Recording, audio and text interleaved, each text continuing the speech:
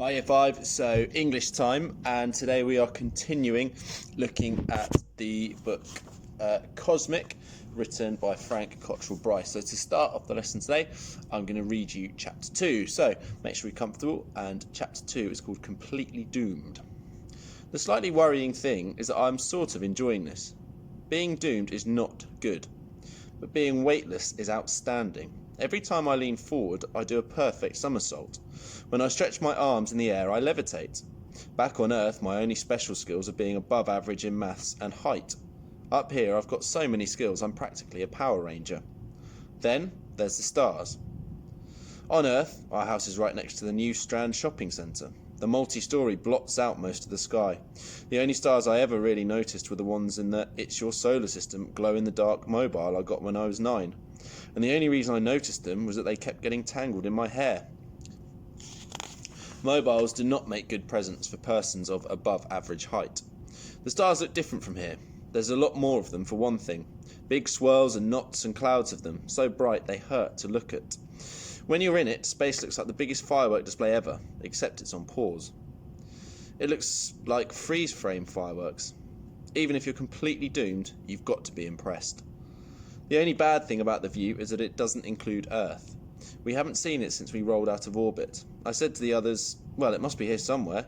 We're probably just facing the wrong way. We'll find it, definitely.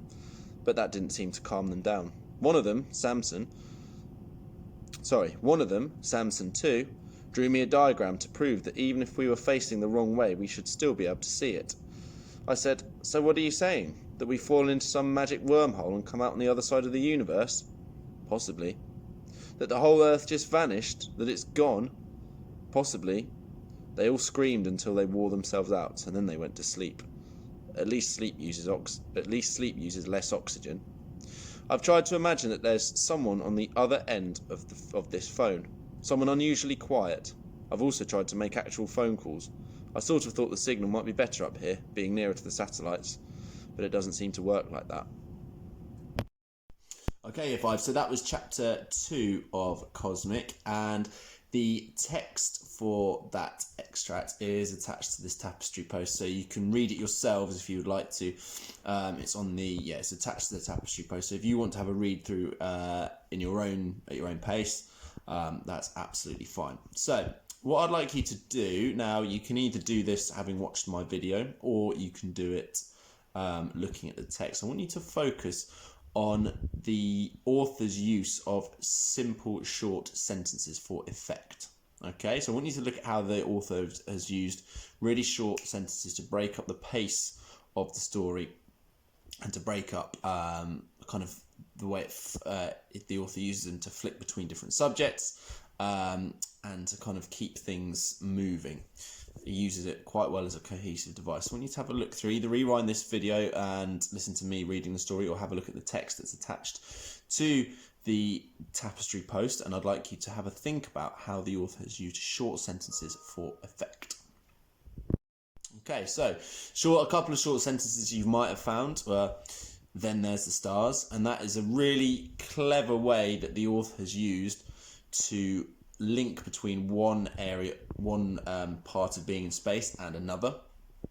And then towards the end of the chapter, we've got at least sleep uses less oxygen. Okay, which is a slightly it's a way of the author showing the character of the humour, a slightly dry, wry humour in quite a difficult situation. Now, the title of the chapter is Completely Doomed.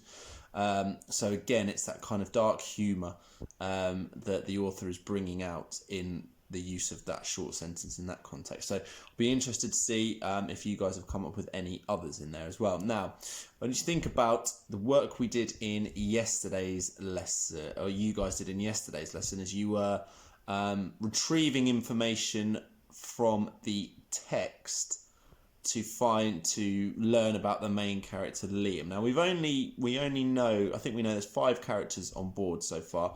We've only properly met Liam. We also know that there's a character called Samson too, but other than that we haven't really met any of the other characters. We know they were screaming at one point in that previous chapter, but other than that we haven't really met any of the other characters. So our job today is we are going to be inferring information from the text about Liam's inner thoughts and feelings. And we need to have a look at him as a character, and we're going to try and think about what he might be thinking and feeling inside. And we're going to do that in a piece of writing, which I'm going to show you in a second. So all we're going to get you guys to do is I'm going to get you to write a paragraph from the point of view of Liam, about his thoughts and feelings at this point in the novel. So just 2 chapters in, from everything we know from the text so far, how it's all going, and what we expect him to be thinking and feeling. Okay, so this text is attached to the tapestry post, and this is a little example that I've put together of the sort of writing that we're looking for you from today. So I'm going to read it to you. We're going to refer back to the text, and I'm going to highlight the bit that I kind of want you guys to focus on in your writing today. So I've written, how cool is this weightlessness? Down on earth, I always wanted to be this perfect gymnast, and now it looks like it's happening. I guess when you're in a situation like we are, you have to look for the positives in every situation, right? Back home, we would always have dreamt of having all the amazing experiences that we are having up here. Back home. Now I think of it, in the back of my mind, I'm desperate to get back. How are we supposed to get back home? Particularly if we can't even see Earth right now. I just wish the others would stop panicking. I know outwardly I'm pretty determined, but inside I'm nervous, and their screaming isn't helping. So that's just a couple of paragraphs there, and what I've done is I've kept the really informal, chatty tone that the author has given the narrator of Cosmic.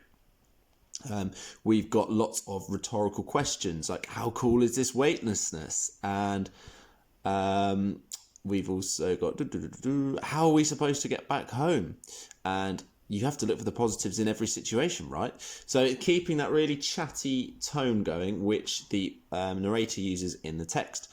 We've also got use of information that we've got from the text. So I've referenced the fact that he likes doing somersaults. I've talked about being a perfect gymnast and weightlessness. I've talked about the fact that they can't see Earth at the moment, and about the others are screaming and panicking. Okay, so you can use the text to back up everything in your writing. Now, I've also tried to do what the author has done here with a really short, snappy sentence. Back home.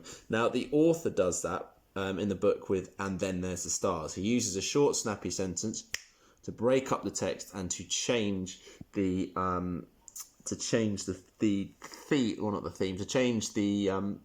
what is being described within the chapter.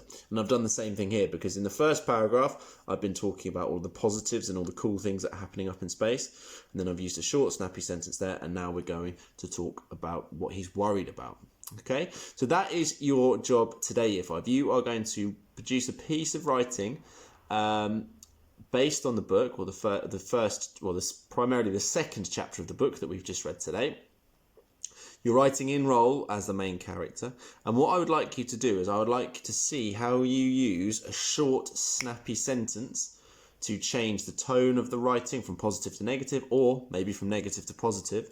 A switch in direction, something like that. So that's what we're really looking for, is that use of that short, snappy sentence just to change how your writing is the sort of tone or voice of the writing. Okay, so as I said, this is going on the tapestry post, as is the copy of the text. This so you can access both of those.